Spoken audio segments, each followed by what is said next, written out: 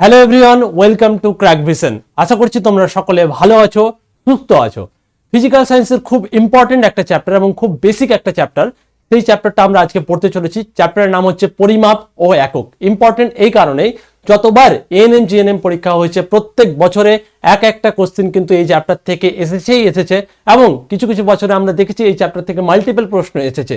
এবং আজকে এই যে আমাদের 20-25 মিনিটের যে ক্লাসটা হতে চলেছে, এই ক্লাসে যে সমস্ত জিনিস পড়াবো সেই জিনিসগুলোও কিন্তু পরীক্ষায় প্রিভিয়াস ইয়ারে এসেছে। তো এই ক্লাসটা আমাদের জন্য খুবই ইম্পর্টেন্ট। তোমরা প্রত্যেকে এই চ্যাপ্টারটা খুব মন দিয়ে দেখো এবং তোমরা খাতা কলম নিয়ে রেডি থাকো। যে পয়েন্টগুলো আমি বলবো তোমরা চাইলে সেই পয়েন্টগুলো নোট ডাউন করতে পারো।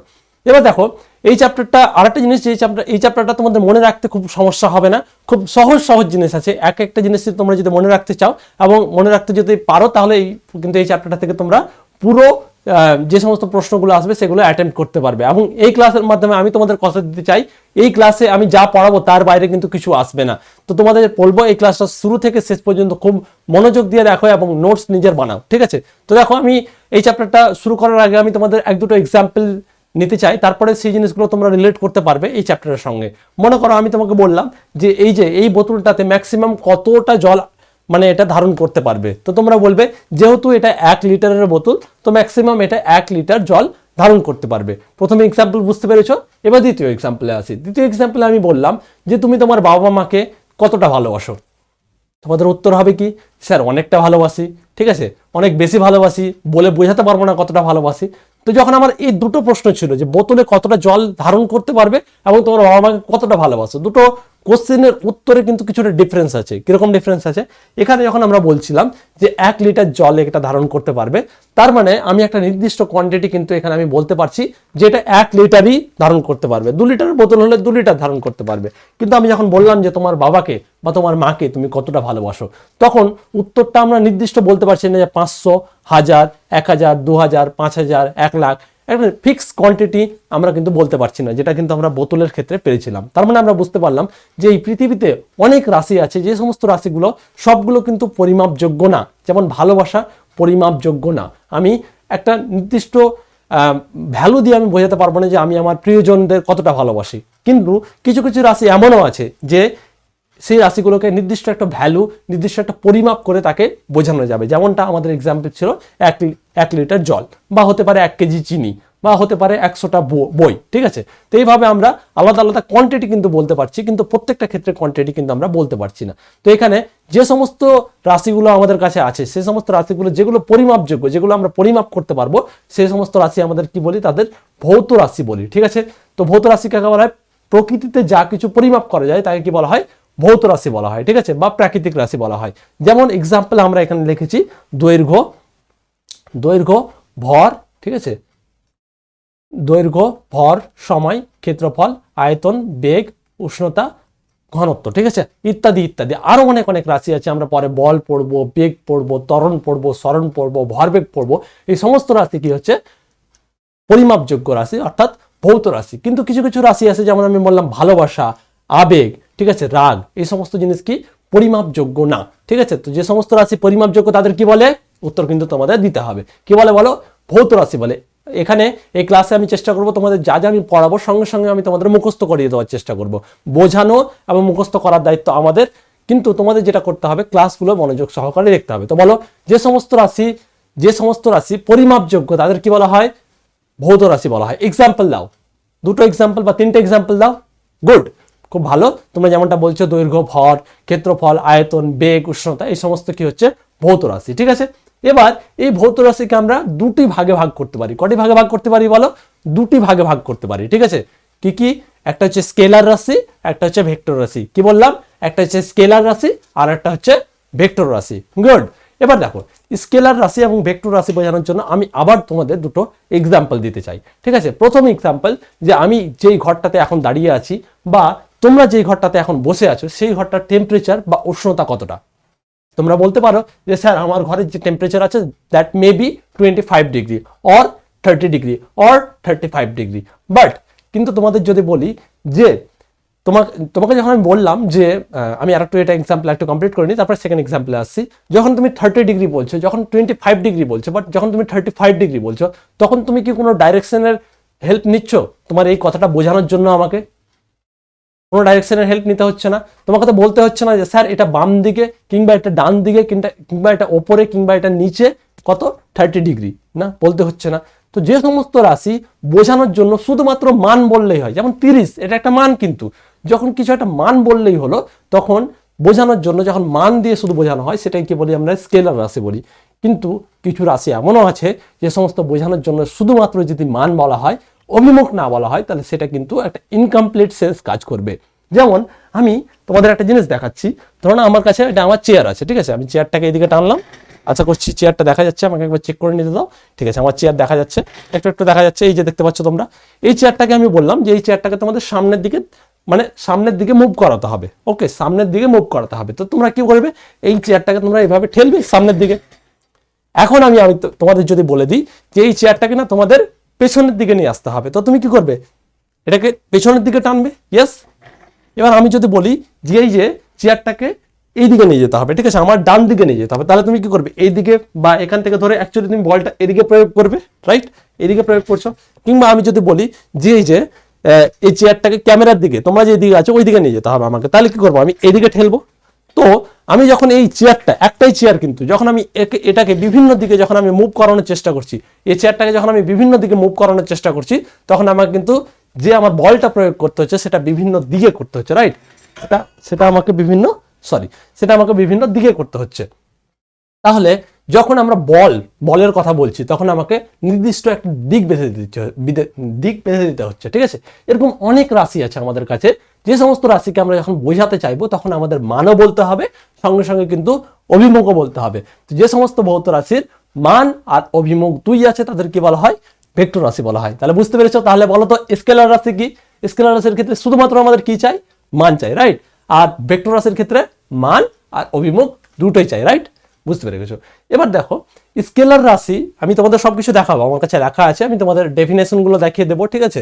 আর তোমরা চাইলে এই পিডিএফ, যে পিডিএফটা আমার সামনে দেখতে পাচ্ছ, এই পিডিএফটা তোমরা যদি নিজের কাছে পেতে চাও তাহলে তোমাদের বলবো আমাদের যে টেলিগ্রাম চ্যানেল আছে ক্র্যাক ভিশন নামে, সেই টেলিগ্রাম চ্যানেলটা তোমরা জয়েন করে নেবে, ডেসক্রিপশনে কিন্তু লিঙ্ক পেয়ে যাবে, ঠিক আছে। তাহলে কি হবে, এই ক্লাসের যে নোটটা আছে এবং ভবিষ্যতে যতগুলো ক্লাস হবে সমস্ত ক্লাসের নোট কিন্তু আমি তোমাদের ওই টেলিগ্রাম চ্যানেলে প্রোভাইড করে দেবো। এবং আরেকটা কথা তোমাদের জানাতে চাই, এই ক্র্যাক ভিশন চ্যানেলের আন্ডারে বাকি তোমাদের physical science, life science, English, math, GK, reasoning যতগুলো সাবজেক্ট আছে সমস্ত সাবজেক্টের ক্লাস কিন্তু হবে। তো তোমরা এই টেলিগ্রাম চ্যানেলে জয়েন করে থাকলে কখন কিভাবে ক্লাসগুলো হচ্ছে সেগুলো কিন্তু বুঝতে পারবে, রাইট। আচ্ছা, পড়ায় ফিরে আসি আমরা। তো আমি কি বললাম যে যখন আমরা স্কেলার রাশি ক্ষেত্রে কি শুধু কি লাগবে, আমাদের মান লাগবে, রাইট। কিন্তু ভেক্টর রাশির ক্ষেত্রে মান অভিমুখ দুই লাগবে। ওকে, আচ্ছা দেখো এবার আরেকটা অ্যাডভান্সে যাওয়া যাক। যখন স্কেলার রাশিকে আমরা যোগ করব, ঠিক আছে, তখন 5 + 5 উইল অলওয়েজ বি 10। সবসময় আমরা জানি যে 5 + 5 কত হয়, 10 হয়, কিন্তু সেটা স্কেলার রাশির ক্ষেত্রে হয়। যদি সেটা ভেক্টর রাশি হয়ে যায়, মনে করো 5 ভেক্টর + 5 ভেক্টর, অলওয়েজ এটা 10 হবে এরকম কোনো কথা নেই। সেটা 8ও হতে পারে, সেটা 9ও হতে পারে, সেটা 10ও হতে পারে, কিংবা সেটা 0ও হতে পারে। একটু অবাক করা লাগছে, তাই তো? অবাক হওয়ার কিছুই নেই। নেক্সট চ্যাপ্টারে আমরা আবার পড়বো স্কেলার রাশির যোগ বিয়োগ ভেক্টর রাশির যোগ বিয়োগ আমরা কিভাবে করি, ঠিক আছে। এটা আমাদের এই চ্যাপ্টারের কাজ না, কিন্তু যখন ভেক্টর রাশির যোগ বিয়োগ কিভাবে করে সেটা আমরা নেক্সট চ্যাপ্টারে দেখবো। তো সেটা যখন পড়বো তখন বুঝে নেবো। কিন্তু একটা জিনিস মনে রাখতে হবে যে স্কেলার রাশির যেটা যোগ বিয়োগ সেটা সাধারণ বীজগণিতের নিয়ম অনুসারে হয়। যেমন 5 + 5 10, 5 + 3 হচ্ছে 8, ঠিক আছে, এটা সাধারণ বীজগণিতের নিয়ম। কিন্তু যখন ভেক্টর রাশির যোগ বিয়োগ গুণ ভাগ করব তখন আমাদের কি করতে হবে, সেটা ভেক্টরের নিজস্ব বীজগণিত আছে, ভেক্টরের নিজস্ব একটা বীজগণিত আছে, সেই বীজগণিতের নিয়ম অনুসারে হবে। তাহলে আমাদের কি মনে রাখতে হবে যে স্কেলার রাশির যোগ বিয়োগ স্কেলার রাশি সাধারণ বীজগণিতের নিয়ম অনুযায়ী হয়, আর ভেক্টর রাশির যোগ বিয়োগ কি হয়, ভেক্টরের নিজস্ব যে বীজগণিতের নিয়ম আছে সেই বীজগণিতের নিয়ম অনুসারে হয়। বুঝতে পেরেছো? তাহলে আমাকে বলো ভেক্টরের যোগ বিয়োগ কিভাবে হয়?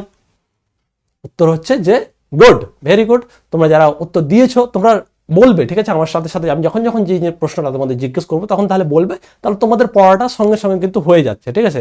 এবং ক্লাসে যখন আসছো তো আমার এটা দায়িত্ব যে তোমাদের সম্পূর্ণ ক্লাসের পড়া করিয়ে দেওয়ার দায়িত্বটা কিন্তু আমার। তো আমি যখন যখন তোমাদের প্রশ্ন করবো তখন তখন তোমাদের কিন্তু উত্তরটা দিতে হবে, ঠিক আছে। তাহলে ভেক্টর রাশির যোগ বিয়োগ কি করে হয়?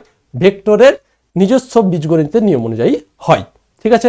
এবার আর একটা জিনিস তোমাদের বলি, আমি নোটে দেখাচ্ছি, তোমাদের আগে বুঝিয়ে নিই, তারপর নোট তো পেয়ে যাবে, ঠিক আছে, বইও পেয়ে যাবে, ঠিক আছে, ক্লাসটা তোমাদের আরো ভালো করে বোঝানোর জন্য, তাই না? এবার দেখো দুটো স্কেলার রাশিকে আমরা যদি গুণ করি তো অলওয়েজ আমরা কি পাবো? স্কেলার রাশি পাবো। কিন্তু যদি দুটো ভেক্টর রাশিকে আমরা গুণ করি তাহলে অলওয়েজ যে ভেক্টর রাশি পাবো এরকম কিন্তু কোনো ব্যাপার নেই। সেক্ষেত্রে আমি স্কেলারও পেতে পারি কিংবা ভেক্টরও পেতে পারি। তাহলে ভেক্টর গুণ ভেক্টর ইকুয়ালস টু কি হবে বলো? স্কেলার বা ভেক্টর। কিন্তু স্কেলার ইন্টু স্কেলার কি হবে? অলওয়েজ স্কেলার হবে। বুঝতে পেরেছো? আচ্ছা, এবার দেখো আমি যতগুলো কথা বললাম এখানে, ঠিক আছে, আমি তোমাদের সবকিছু দেখিয়ে দিচ্ছি। তার সঙ্গে আরেকটা ইম্পর্টেন্ট যেটা লাইন আছে, আমরা একটু আগে বললাম, আচ্ছা একটু আগে এটা আমি অবশ্য বলে দিয়েছি তোমাদের, ঠিক আছে।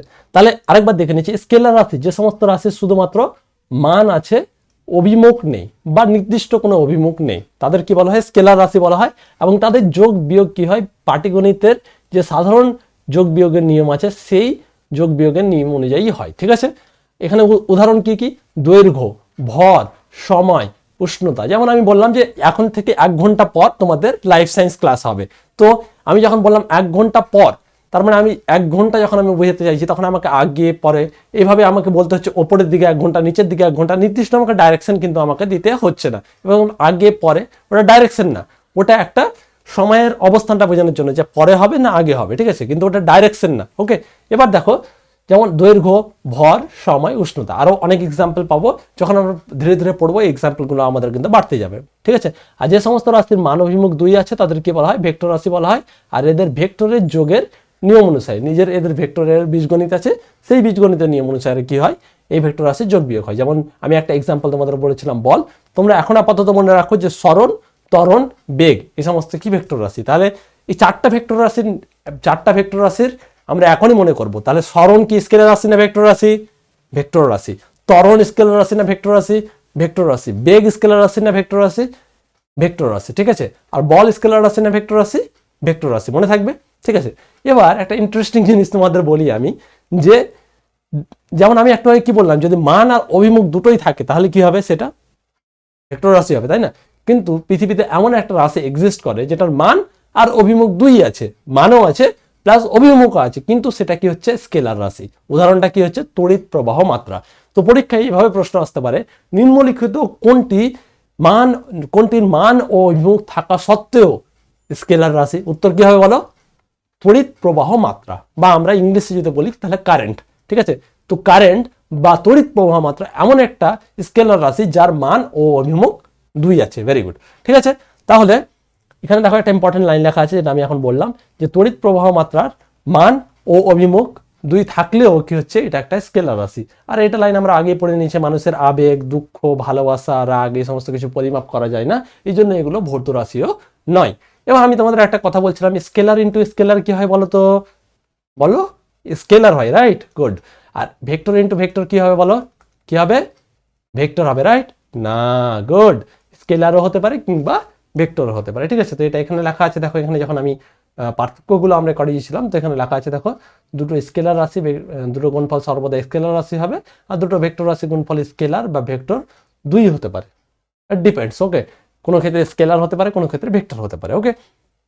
এবার আরেকটা জিনিস, যখন আমরা কোনো একটা স্কেলারকে রিপ্রেজেন্ট করব, মনে করো স্কেলার, যে কোনো একটা স্কেলারকে রিপ্রেজেন্ট করব, তখন সেটাকে সিম্পলি লেখা হয়। যেমন 8 একটা স্কেলার মনে করো, তো আমি সিম্পলি 8 লিখবো। কিন্তু 8 যদি কোনো ক্ষেত্রে একটা ভেক্টর হয় তাহলে সেই ক্ষেত্রে সেটাকে আমি কি করব? 8-এর উপর মাথায় এইভাবে একটা অ্যারো দেবো। 8-এর উপর মাথায় কি দেবো? আমি একটা অ্যারো দেবো, যেমনটা তোমরা দেখতে পাচ্ছ। স্কেলার হলে শুধুমাত্র 8, ভেক্টর হলে সেখানে 8-এর মাথায় একটা অ্যারো দেবো। বুঝতে পেরে গেছো? তাহলে আমাকে মেইন যে জিনিসটা মনে রাখতে হবে, যে স্কেলার রাশির মান অভিমুখ 2 আছে, স্কেলার রাশির মান আছে, অভিমুখ নেই, আর ভেক্টর রাশির মান অভিমুখ 2 আছে। গুড, ঠিক আছে। স্কেলার রাশির দুটো স্কেলার ইন্টু স্কেলার করলে স্কেলার হয়, আর দুটো ভেক্টর ইন্টু ভেক্টর করলে স্কেলারও হতে পারে, ভেক্টরও হতে পারে। আর স্কেলারের যে যোগ বিয়োগ গুণ ভাগ হয় সেটা সাধারণ নিয়ম অনুযায়ী হয়, আর ভেক্টরের যে যোগ বিয়োগ গুণ ভাগ হয় তার নিজস্ব একটা নিয়ম আছে, সেই নিজস্ব নিয়ম অনুযায়ী হয়। এটুকু পর্যন্ত ক্লিয়ার হয়ে গেছে? কার কার ক্লিয়ার হলো বলো? হাত দেখাও এইভাবে। আমি দেখতে পাচ্ছি না, কিন্তু আমি মনে করো আমি দেখতে পাচ্ছি, হাত দেখাও এইভাবে, ঠিক আছে। বা তোমরা কমেন্টে লিখে জানাতে পারো যে তোমরা বুঝতে পেরে গেছো এখন পর্যন্ত, ওকে। চলো, এবার আমরা যখন যে কোনো একটা রাশিকে আমরা যখন বোঝাতে যাব, ওকে, যে কোনো রাশিকে যখন আমি একটা বোঝাতে যাব, তখন আমাকে কি করতে হবে?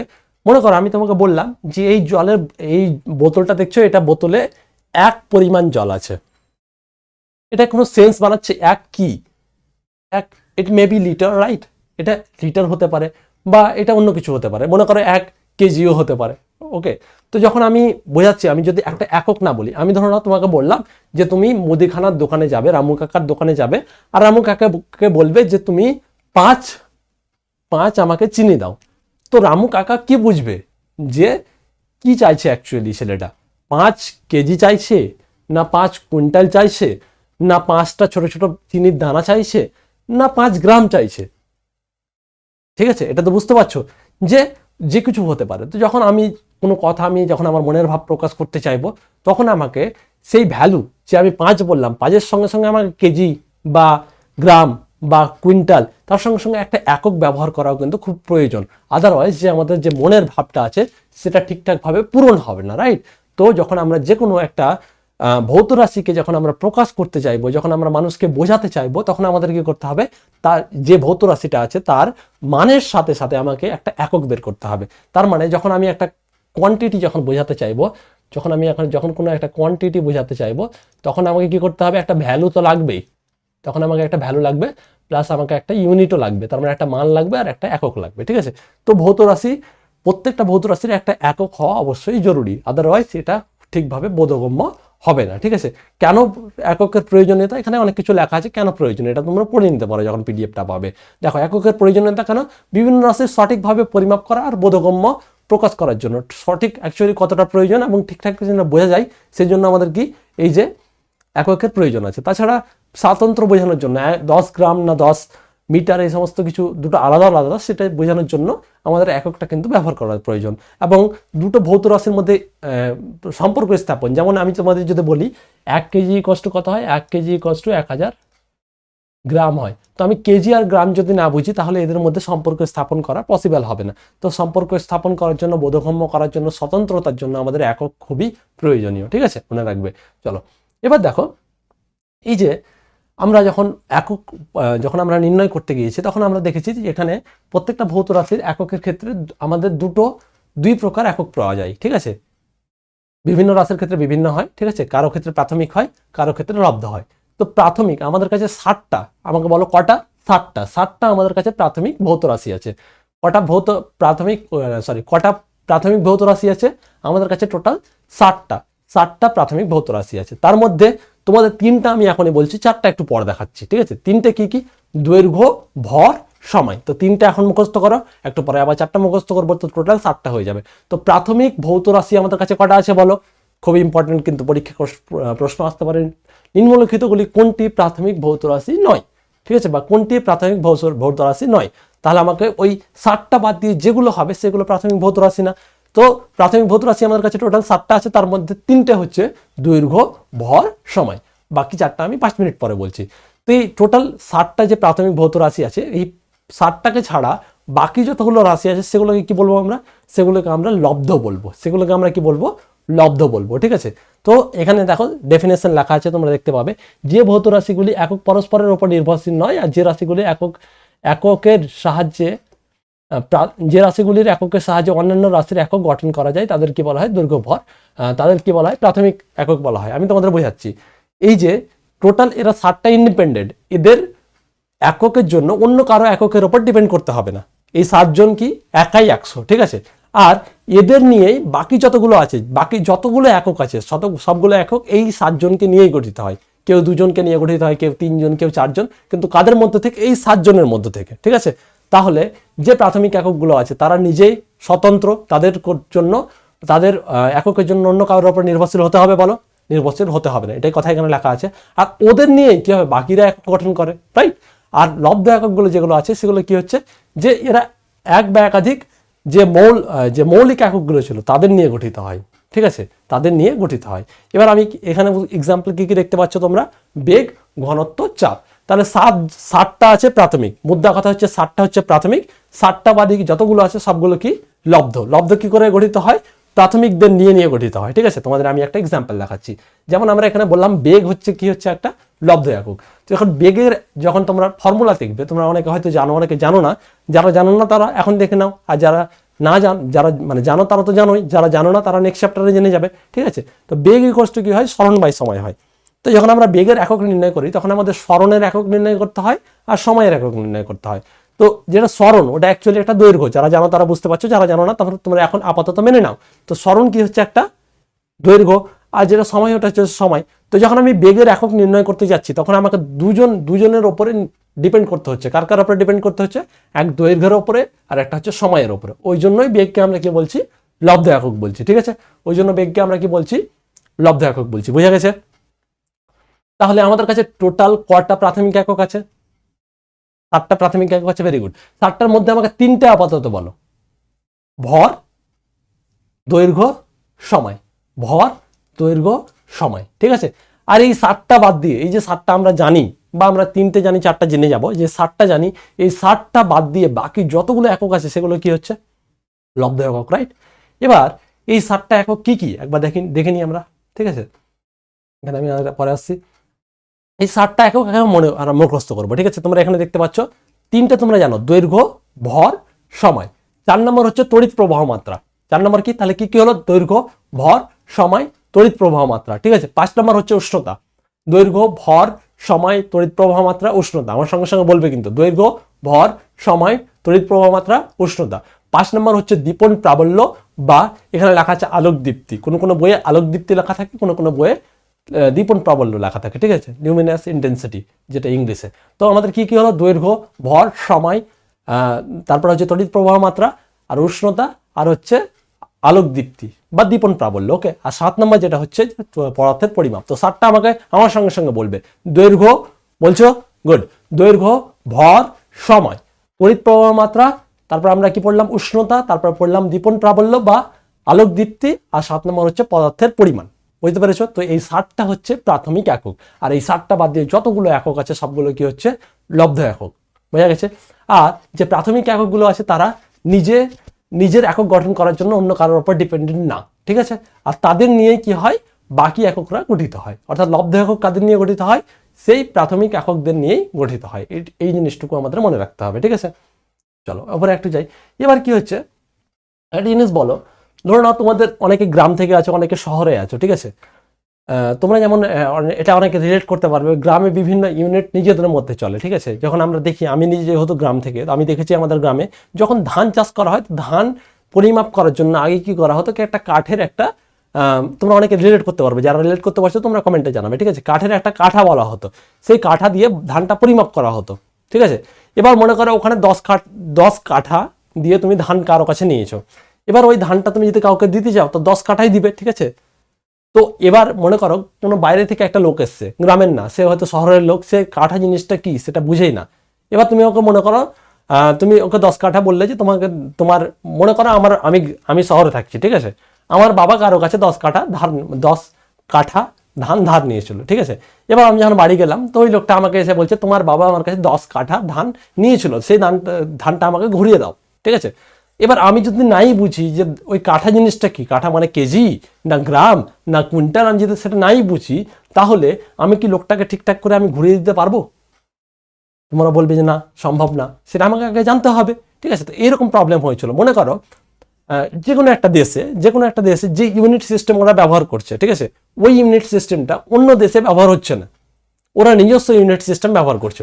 এবার মনে করো আমি পশ্চিমবঙ্গ থেকে বা আমি ভারত থেকে আমি মনে করো ইংল্যান্ডে গেলাম, ইংল্যান্ডে এমন একটা ইউনিট সিস্টেম ব্যবহার করছে যে জিনিসটা আমি জানি না। এবার আমি দোকানে যেয়ে বললাম যে গিভ মি, মনে করো আমার 5 কেজি আটা লাগবে, তো আমি বললাম যে আমাকে 5 কেজি আটা দেন। এবার আমরা যেহেতু কেজি বুঝি, but they know about the pound, তারা ভরকে পরিমাপ করে পাউন্ড দিয়ে। তো এবার তো ওরা বুঝতে পারছে না, বলছে কেজি তো আমি ফার্স্ট টাইম শুনছি, আমাকে তুমি কত পাউন্ড নেবে সেটা বলো।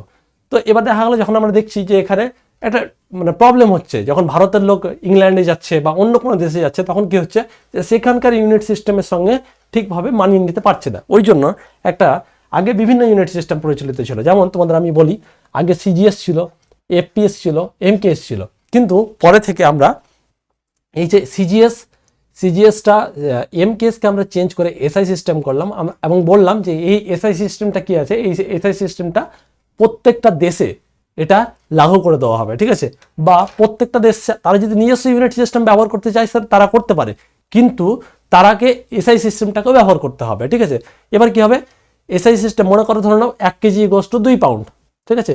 তো একটা কনভার্সনও রেট তাদের ফিক্স করতে হবে। নিজের ইউনিট সিস্টেম যদি ব্যবহার করে তাহলে কি হবে, একটা কনভার্সন রেট ফিক্স করতে হবে। তো এটা ফিক্স করার পরে কি হলো, যে বিভিন্ন যে দেশের মধ্যে যে ট্রেড বলো বা বিভিন্ন সায়েন্টিফিক এক্সপেরিমেন্টের বিষয়গুলো অনেকটা ইজি হতে লাগলো। তো এসআই সিস্টেমটা, সিস্টেম অফ ইউনিট যেটাকে বলা হয়, ইন্টারন্যাশনাল ইউনিট। তো বিষয়টা হচ্ছে এই ইউনিটটা আসার পরে, এসআই ইউনিট আসার পরে একটা ইউনিনিমাস প্রত্যেকটা জায়গায় এই সিস্টেমটা অ্যাপ্লাই করে দেওয়া হচ্ছে। এটা ছিল গল্প, ঠিক আছে, এই গল্প মনে রাখার দরকার নেই।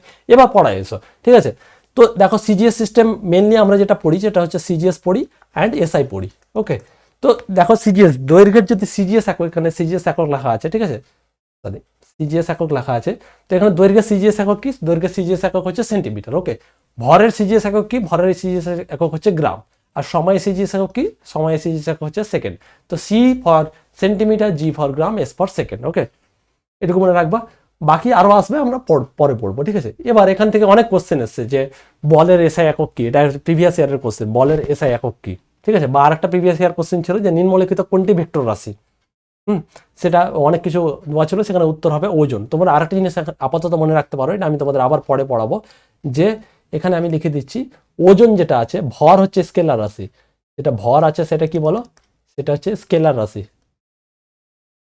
স্কেলার। আর যেটা ওজন হচ্ছে, ওজন যেটা হচ্ছে সেটা হচ্ছে ভেক্টর। এটা মনে রাখবা আপাতত, ঠিক আছে। তারপর আমি কেন ভেক্টর সেটা আমি তোমাদের পরের চ্যাপ্টারে যে বোঝাবো, কেন এখন যদি বলি সেটা মেক সেন্স করবে না, অনেকে বুঝতে পারবে না, তার আগে অনেক কিছু বোঝার ব্যাপার আছে, ঠিক আছে। তো ভর হচ্ছে স্কেলার রাশি আর ওজন হচ্ছে ভেক্টর রাশি। এটা ওজনটা ভেক্টর রাশি, এটা হচ্ছে প্রিভিয়াস ইয়ারের কোশ্চেন, ঠিক আছে। সেমভাবে এখানে বিভিন্ন রাশির ইউনিট জানতে চাই, যেমন এখানে তোমরা 6টা রাশি দেখতে পাচ্ছ, এই 6টা রাশির ইউনিটটা দেখো। দৈর্ঘ্যের এসআই ইউনিট হচ্ছে মিটার, ঠিক আছে। ভরের এসআই ইউনিট হচ্ছে কেজি, সময়ের এসআই ইউনিট হচ্ছে সেকেন্ড, তড়িৎ প্রবাহ মাত্রার এসআই ইউনিট হচ্ছে অ্যাম্পিয়ার, ঠিক আছে। যেটা তড়িৎ প্রবাহ স্কেলার রাশি না ভেক্টর রাশি, স্কেলার রাশি, গুড। তারপর হচ্ছে উষ্ণতা, উষ্ণতার যেটা উষ্ণতার একক কি হচ্ছে, উষ্ণতার একক হচ্ছে এসআই ইউনিট হচ্ছে কেলভিন, মনে রাখবা উষ্ণতার এসআই ইউনিট কি, কেলভিন। ওকে, তারপরে হচ্ছে আলোক দীপ্তি বা যে আমি একটু আগে বলছিলাম যে দীপন প্রাবল্য, এটার এসআই একক হচ্ছে ক্যান্ডেলা, ঠিক আছে, সিডি।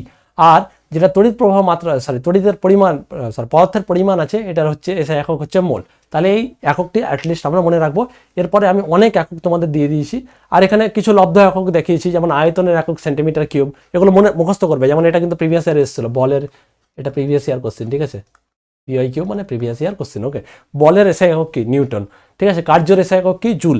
ওকে, তারপর ক্ষমতার এসআই একক কি, ওয়াট। তারপর হচ্ছে কম্পাঙ্কের এসআই একক কি, হার্জ। কুলম্বের এসআই, আধানের এসআই একক কি, কুলম্ব। এই সমস্ত কিছু মুখস্থ করতে হবে এবং এই জিনিসগুলো পরের চ্যাপ্টারে কিন্তু আসবে। এবার এখানে আমি তোমাদের অনেকগুলো রাশি দিয়ে দিয়েছি, যেমন বলের এসআই একক কি, মিটার পার সেকেন্ড, ঠিক আছে। ত্বরণের এসআই একক কি, মিটার পার সেকেন্ড স্কোয়ার, ঠিক আছে। ভরের এসআই একক কি, কেজি, মিটার, নিউটন, ভরবেগের এটা দেওয়া আছে। তারপর চাপের দেওয়া আছে, চাপ এটাও কিন্তু প্রিভিয়াস ইয়ার কোশ্চেন, এটা প্রিভিয়াস ইয়ারে এসছে। তো তোমাদের বলছিলাম যে আজকের ক্লাস থেকে তোমরা অনেক কিছু কমন পাবে। এবার দেখা গেল এর পরের পরীক্ষাতে এখান থেকে কিছু একটা আসবে। তো আমি এখানে তোমাদের মোটামুটি কটা এখানে তোমাদের সিলেবাসে যা আছে, ঠিক আছে, 20টা আমি এখানে তোমাদের লিস্ট করে দিচ্ছি, তোমাদের প্রত্যেকটা মুখস্থ করতে হবে। এই নোটটা আমি এখানে দেখো বোঝানোর মতো কিছু নেই, এই নোটটা আমি তোমাদের দিয়ে দেবো। তোমাদের কাজ হচ্ছে টেলিগ্রাম চ্যানেল জয়েন করবে এবং টেলিগ্রাম চ্যানেল থেকে প্রত্যেকটা জিনিস কি করবে, নিজের খাতায় যদি মনে করো লিখে নিতে পারো, কিংবা মুখস্থ কিন্তু করতেই হবে। সে খাতায় লিখে করো কিংবা এখান থেকে পড়ে করো, মুখস্থ কিন্তু মাস্ট। এখান থেকে প্রশ্ন কিন্তু আসবেই আসবে, বুঝতে পেরেছো? তাহলে এই যে 18টা আছে, এখানে কিছুটা লেখা আছে, ঠিক আছে, এখানে কিছুটা লেখা আছে আর এখানে কিছু একটা লেখা আছে, ঠিক আছে। এই কটা অবশ্যই মুখস্থ করতেই হবে। তাহলে 7টা প্রাথমিক রাশি আর এখানে, ঠিক আছে, 7টা প্রাথমিক রাশি আর এই যে যতগুলো লব্ধ, এগুলো সবগুলো প্রায় লব্ধ আছে, ঠিক আছে। তো এই লব্ধ রাশিগুলো অবশ্যই তোমরা মুখস্থ করবেই। এখানে আমি কিছু লিখে রেখেছি, হ্যাঁ, এইগুলো তোমরা পিডিএফ থেকে লিখে নিও আর তারপর মুখস্থ করবে। কেউ যদি মনে করো স্ক্রিনশট নিতে চাও, আমি একটু সরে যাচ্ছি, তোমরা স্ক্রিনশটও নিতে পারো, ক্লিক আর হচ্ছে ক্লিক। ওকে, কিন্তু আমি বলবো তোমরা টেলিগ্রাম জয়েন করে যাও, তাহলে তোমাদের ক্ষেত্রে এটা বেশি একটু ভালো হবে। ওকে, আর এই জিনিসগুলো প্রত্যেকটা চ্যাপ্টারে আবার একে একে কিন্তু আসবে, আমরা আবার পড়বো। ওকে, বোঝা গেছে? এবার দেখো এককবিহীন রাশি, কিছু রাশি আছে যেগুলো কিন্তু একক নেই। কিছু রাশি এমন আছে যাদের একক নেই। কেন একক নেই? দুটো সমজাতীয় রাশির অনুপাত। মনে রাখতে হবে যে এককবিহীন রাশি কেন এককবিহীন, কোশ্চেন আসতেই পারে পরীক্ষায়। তাহলে এরা কি হচ্ছে, দুটো সমজাতীয় রাশির অনুপাত, দুটো সমজাতীয় রাশির কি হচ্ছে অনুপাত, এরা এই জন্য এদের এককবিহীন রাশি বলা হয়। তো দুটো সমজাতীয় রাশির যদি অনুপাত হয় তাহলে তাদের কি বলা হয়, এককবিহীন রাশি বলা হয়। যেমন এখানে যদি তোমরা এই কোশ্চেনটা দেখো যে এই প্রাথমিক ভর যদি মৌলের পারমাণবিক ভর যদি দেখো, তো ওপরে লেখা আছে দেখো একটি মৌলের একটি পরমাণুর ভর, ওপরে কি আছে, ভর আছে, আর নিচেও কি আছে, যে একটি C12 কার্বন পরমাণু ভরের 1/12 মানে নিচেও কি আছে ভরের, মানে নিচেও কি আছে ভর আছে। তো ওপরে আমি দেখতে পাচ্ছি কি ওপরেও আছে ভর, যেটা ইংলিশ হচ্ছে মাস, আর নিচেও আছে ভর। তো যদি দুটো ভর আর ভর কেটে যায় তাহলে কি পড়ে থাকবে, এক পড়ে থাকবে। অর্থাৎ এই সমস্ত রাশি কি হচ্ছে, এটা ইউনিটলেস কোয়ান্টিটিস এগুলো, ঠিক আছে, এগুলো রাশির কোনো একক নেই।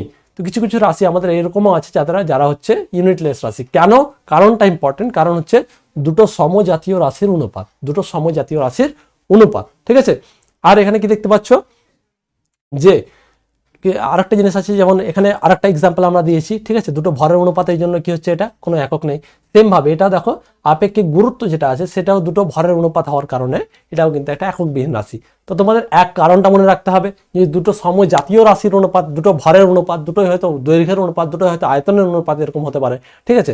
এবার এর এক্সাম্পলগুলোও ইম্পর্টেন্ট, এক্সাম্পলগুলো এখানে লেখা আছে দেখো, পারমাণবিক ভর, আণবিক ভর, বিকৃতি, তুল্যাঙ্ক ভর, আপেক্ষিক আর্দ্রতা। আমার সঙ্গে সঙ্গে পড়বে, বলো কি কি, আমাকে 5 বা 6টা আমাকে এককবিহীন রাশির এক্সাম্পল দাও। তাহলে আমি প্রথমটা কি বলেছিলাম, পারমাণবিক ভর, ঠিক আছে, পারমাণবিক ভর, তারপর হচ্ছে আণবিক গুরুত্ব, আপেক্ষিক গুরুত্ব, তারপরে হচ্ছে তোমার পারমাণবিক ভর যেমন বললাম, আণবিক ভরও হবে, ঠিক আছে, বিকৃতি হবে, তুল্যাঙ্ক ভর হবে, আপেক্ষিক আর্দ্রতা হবে। তো এই যে কয়েকটা আছে তোমরা দেখে নাও এখানে, পারমাণবিক ভর, আণবিক ভর, বিকৃতি, তুল্যাঙ্ক ভর, আপেক্ষিক আর্দ্রতা, আর এখানে আপেক্ষিক গুরুত্ব, ঠিক আছে, মনে থাকবে পারমাণবিক ভর, আণবিক ভর, বিকৃতি, তুল্যাঙ্ক ভর, তারপর হচ্ছে আপেক্ষিক আর্দ্রতা, আর এখানে হচ্ছে আপেক্ষিক গুরুত্ব। এই সমস্ত কিছু ইম্পর্টেন্ট পরীক্ষা প্রশ্ন আসতেই পারে যে নিচের কোনটি এককবিহীন রাশি, ঠিক আছে। তো এই কটা তোমাদের মুখস্থ করতে হবে, ওকে। এবার আরেকটা জিনিস এখানে, আর ছোট্ট একটা জিনিস আছে, আমি এটা বলে আজকের ক্লাসটা আমরা শেষ করে দেবো, যেটা হচ্ছে যে লেখা আছে দেখো, যে এখানে কোণের একক আছে যেটাকে রেডিয়ান বলা হয়। তো কোণের একক পরীক্ষা কোশ্চেন আসতে পারে যে কোণের এককে কি বলা হয়, রেডিয়ান বলা হয়। আর যেটা যদি ঘনকোণ 3D কোণ যদি হয় সেটাকে বলা হয় স্টেরেডিয়ান, ঠিক আছে। তো এই যে এই 7টা রাশি ছাড়াও কিছু সহকারী একক আছে, এরা প্রাথমিক না, কিন্তু এই জিনিসটা মনে রাখতে হবে যে কোণের একক কি, কোণের এসে একক হচ্ছে রেডিয়ান। আর সেটা যদি ঘনকোণ হয় বা 3D কোণ হয় তাহলে সেটা উত্তর হবে স্টেরেডিয়ান, এটার একক কি হচ্ছে স্টেরেডিয়ান, ঠিক আছে, মনে থাকবে। এবার আমি তোমাদের কিছু কিছু ছোট্ট ছোট্ট কোশ্চেন করি, প্রায় আমাদের যা আজকে পড়ার আমাদের যে ছিল সেই জিনিসগুলো আমরা প্রায় শেষ করে ফেলেছি। এরপরে আমরা আবার ক্লাস নিয়ে আসবো, তোমরা চ্যানেলটা অবশ্যই সবাই সাবস্ক্রাইব করে নেবে, ঠিক আছে। আমি তোমাদের আরেকবার ছোট্ট করে বলে দিই যে এখানে টোটাল যে সমস্ত রাশি পরিমাপযোগ্য তাদেরকে বলা হয় ভৌত রাশি বলা হয়। তোমরা কিন্তু রিপিট করবে আমার সঙ্গে সঙ্গে। ভৌত রাশি কয় প্রকার, 2 প্রকার, স্কেলার রাশি, ভেক্টর রাশি। স্কেলার রাশির ক্ষেত্রে কি আছে, শুধুমাত্র মান আছে, কোনো অভিমুখ নেই। আর ভেক্টর রাশির ক্ষেত্রে মান অভিমুখ 2 আছে। স্কেলার রাশির যে যোগ বিয়োগ গুণ ভাগ আছে সেটা সাধারণ নিয়ম অনুযায়ী হয়, আর ভেক্টর রাশির যে যোগ বিয়োগ গুণ ভাগ আছে সেটা কি হয়, ভেক্টরের নিয়ম অনুযায়ী হয়, ঠিক আছে। আর দুটো স্কেলারের গুণফল স্কেলার ইন্টু স্কেলার বলা হয় স্কেলার হয়, vector into vector, it may be scalar or it may be vector also, okay. তারপরে আমরা কি পড়েছিলাম, তারপর আমরা জানতাম যে দুঃখ, ভর, আবেগ এই সমস্ত কি, এই সমস্ত হচ্ছে স্কেলার রাশি, এগুলো ভৌত রাশি না, এগুলো পরিমাপযোগ্য না। আর ঠিক আছে, যেটা তড়িৎ প্রবাহ মাত্রা সেটার মান অভিমুখ 2 থাকা সত্ত্বেও এটা কি ভেক্টর রাশি না স্কেলার রাশি, ইয়েস ইট ইজ স্কেলার রাশি, ওকে, ঠিক আছে। তারপর আমরা পড়লাম যে কোনো ভৌত রাশিকে রিপ্রেজেন্ট করার জন্য একটা একক দরকার। একক যখন আমরা রিপ্রেজেন্ট করবো তখন কি দরকার, আমাদের একটা ইউনিট দরকার, আর তার সঙ্গে একটা ভ্যালু দরকার, ঠিক আছে।